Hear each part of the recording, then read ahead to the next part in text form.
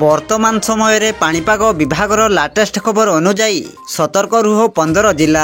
आगामी 3 घंटा भितर प्रबल वर्षा। राज्यर 15टी जिला को सतर्क रहा परामर्श। आगामी 3 घंटा पर्यंत 15टी जिला को येलो वार्निंग जारी कर सतर्क रहा परामर्श देछि आंचलिक पाणीपाग केन्द्र। तेबे आसंतु नजर पकाइबा आगामी 3 घंटा मध्य केउ 15 जिला को सतर्क रहा परामर्श देछि आम भुवनेश्वर स्थित आंचलिक पाणीपाग विभाग।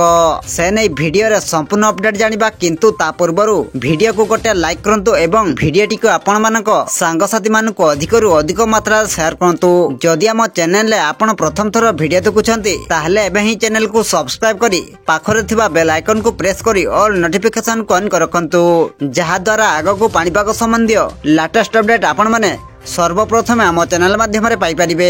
सूचना अनुजाई आज वर्षा घड़घड़ी सह झड़ तोफानर पूर्वानुमान करी यथा नवरंगपुर, नुआपड़ा, बलांगीर, कलाहांडी, बरगड़, मालकानगिरी, कोरापुट, रायगड़ा, गजपति, गंजाम, ढेंकानाल, अनुगुल, केन्दुझर, कंधमाल एवं मयूरभंज एही सबु जिलार गोटे किंबा 2टी स्थान रे आगामी 3 घंटा मध्य वर्षा और घड़घड़ी सह झटका पवन 30 रु 40 किलोमीटर प्रति घंटा हबार संभावना रही। अक्टोबर 10 तारिख शुक्रवार अर्थात आज बालेश्वर, भद्रक, केन्द्रापड़ा, जाजपुर, कटक, जगतसिंहपुर, पुरी, खोर्धा, नयागढ़, गंजाम, गजपति, केन्दुझर, मयूरभंज, अनुगुल, ढेंकानाल, बौद्ध, कंधमाल, रायगड़ा, कोरापुट और मालकानगिरी भली जिला को येलो वार्निंग जारी करा जायछि।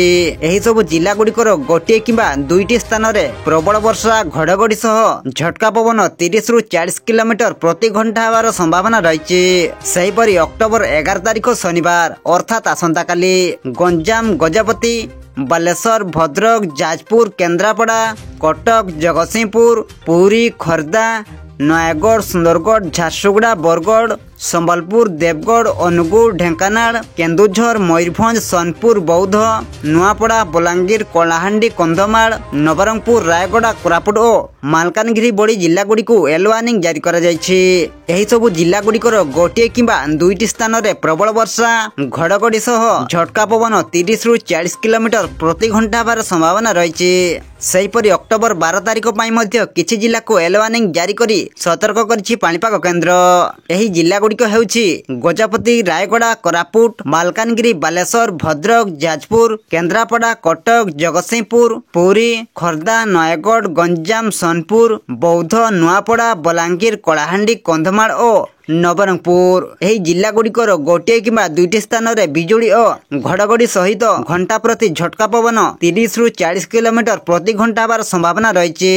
नवरंगपुर जिले में गोटे किंबा 2टी स्थान रे बिजुली और घड़घड़ी सहित घंटा प्रति झटका पवन 30 रु 40 किलोमीटर बेगरे पवन बहिबा सहित प्रबल वर्षा हबार संभावना रही।